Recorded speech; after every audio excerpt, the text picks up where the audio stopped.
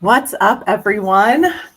This is Anna Alexis. Thank you guys so much for joining. I'm so excited to get a chance to be with you guys over these next few minutes and just really get a chance to say hello again. It's been a really long time, and I've been kind of out of the social media scene, out of the speaking scene, and just really excited to get a chance to reintroduce myself, get to know you guys again, and then also for you guys to get a chance to know me.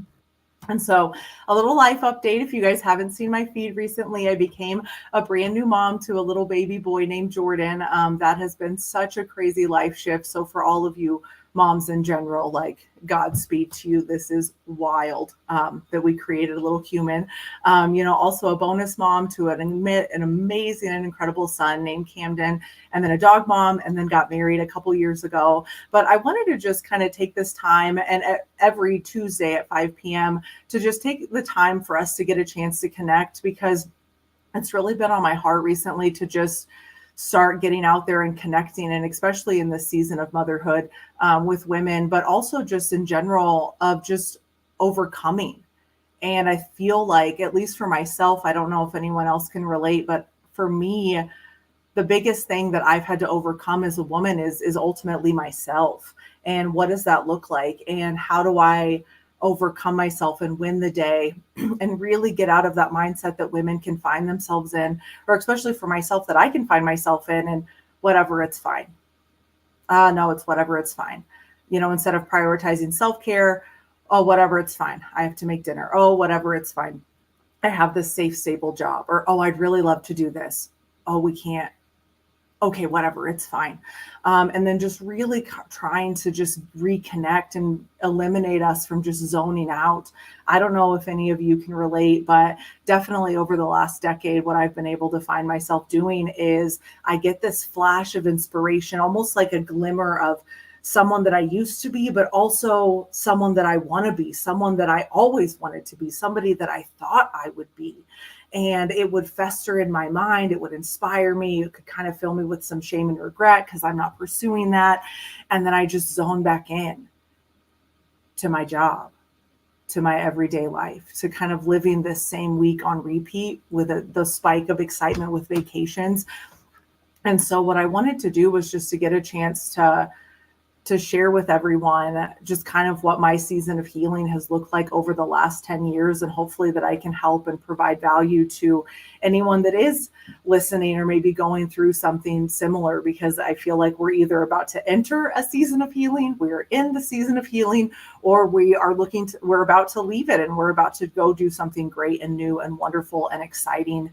And for those of you that don't know me, or don't know me as well, about 10 years ago, I was a part of a network marketing company that ultimately around 4 or 5 years ago had gone out of business. And for me, that had really shifted and shook everything, because that was what I thought I was going to do for the rest of my life in terms of with the relationships and traveling and connecting. And that's all I ever wanted to do. But a few years before that company had gone out of business, my heart had already changed. I was getting dreams and visions of something that I wanted to pursue outside of that. But I honestly didn't think that I was going to be anybody outside of that little blue sign. And for those of you that were a part of that company, I don't know if you can relate. I can say that it was one of the best things that have ever happened to me. But as my heart started to change, then as ultimately it disappeared, I found myself going into a safe route. I found myself getting myself a job that I had worked my way up to a corporate level and had been playing it safe, and also safe even for my own mental space, because it's like when you build something that wonderful, or you're a part of something that is all consuming and it goes away, that takes a huge mental hit on who you feel like you can be, who you are, who you think you are, who you think you're not. And I think that that's really the most important thing is, identifying not only who you think you are, but identifying who you think you're not. Because especially during that overcoming process for me, and maybe you as well, when I'm overcoming myself, I'm not overcoming who I think I am. I'm having to overcome who I think I'm not. I'm having to overcome. It's like that quote of like, who are you to be the one that is great, that is beautiful, that is powerful, that has that, like, who are you to be that one? And so I just wanted to get a chance to connect with people and just kind of talk about a couple things that I've learned, along the way, just to see that if it is helpful and if it does add value. And that knowing that if like instinctively and intuitively, if your heart is dreaming another dream, that's okay. Like when you're zoning out and you're thinking about who you want to be, who you could be, who you might be, it's still an image of who you are. And I think a lot of times we can forget that is that person that you're dreaming about, whether it's fitness goals or finance goals or business goals or relationship goals, like that's still you. It may be a better version of you that, you need to work on or that I need to work on, but that's still ultimately us. And I just think that is so beautiful. And so I also want to be on here as a supporter saying, like, if you are the one who has something festering deep within and knows that there's something else, I support you. I believe in you. I think that that's incredible. And I want to use this time every Tuesday at 5 to get a chance to connect and show that we're all doing this together. I had a really beautiful week in the last week of getting a chance to talk to some women and hearing them talk about businesses they want to start or dreams they want to pursue that I didn't even know that they were looking at doing those things. And it's just really this culture of, one of them is very high up in a corporate world. The other one is working in a beautiful industry, but is also a mom to 2 young kids. And just seeing that, like, as women, we are dreamers and there are things that we're desiring and looking for, and just creating the support circle of like, yes, we can do this and we can do it together. And I just want to take a few minutes to kind of show you a couple things, or the 2 points that why I wanted to go live tonight to just talk through. And one of them is forgiveness. And the forgiveness, I'm not talking about like a confessional. This is also not something where you have to say you're sorry to anybody. But I think a lot of times it's the forgiveness within ourselves to see that even inside coal, there's still a diamond, and that you are still the diamond despite what you might be surrounded in.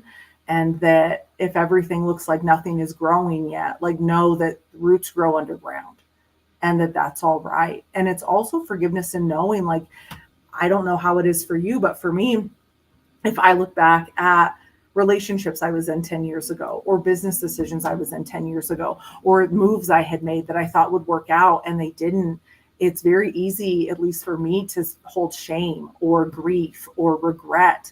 And to find that forgiveness, to look at that past self who created this version of you, to say, man, I really was doing the best I could with what I knew. Now, what I knew then was not a lot, but what I know now is much more. And being able to have the forgiveness to say, like, hey, I was doing my best. I was showing up 100%. That version of me doesn't fly in 2024. God bless her. She'd be crazy. But finding that love within yourself to say, I was going for it. I was doing my best. I was making mistakes. But again, at the end of the day, like, I was moving. The other thing that I wanted to just briefly touch on is just that perspective shift about yourself. Because again, like I spoke about earlier, when we think about things, we're not thinking a lot of times about who we are. We're thinking about who we're not.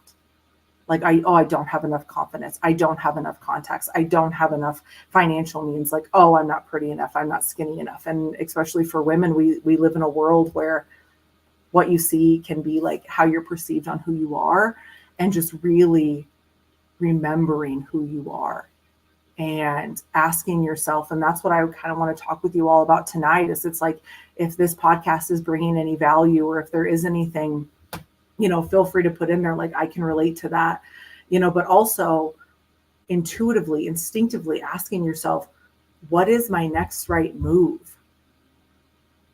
And a lot of times that next right move, it's not a loud, bolstering voice. It's not something that's banging down your door. It's a whisper. And a lot of the things that align with your true self and who you are and this next right move, they come as a whisper. And it's very easy for us to almost even dismiss them. You'll like hear the whisper and you're like, I'm not ready. Now's not a good time. I'm too busy. Oh, that was a thing of the past. Oh, that's not a big deal. I probably couldn't make it work anyway. Maybe what that person said about me was correct. I don't have enough courage. I'm not smart enough. I'm not this.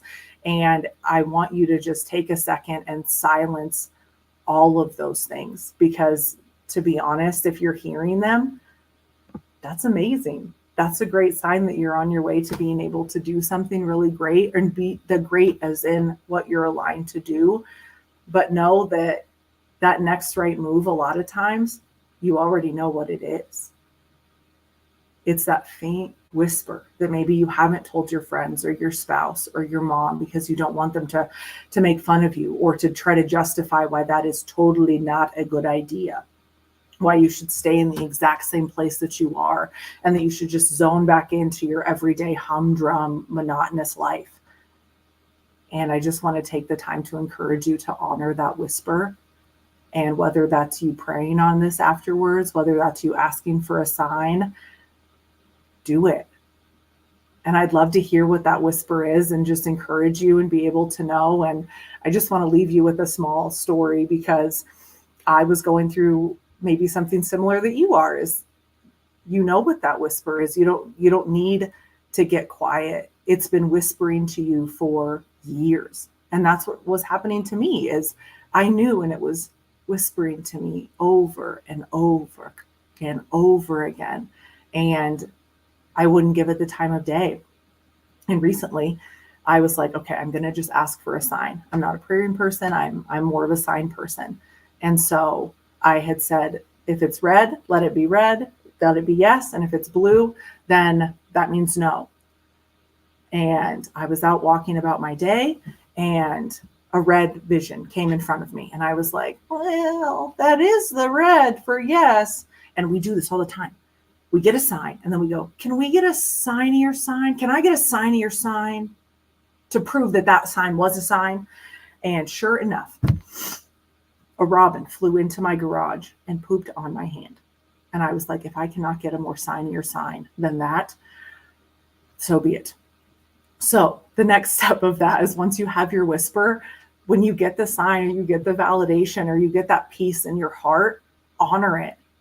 And I'm excited to see what we're going to come up with every Tuesday night, as we get a chance to, again, get to know each other a little better, and honestly get a chance to go for things that we've set back on the shelf. Because especially, I don't know how it is for you, and I don't know if you can relate, but for me, it's very easy for me to do the, oh, whatever, it's fine, I can get to that later. Oh, whatever, it's fine, I can get to that later.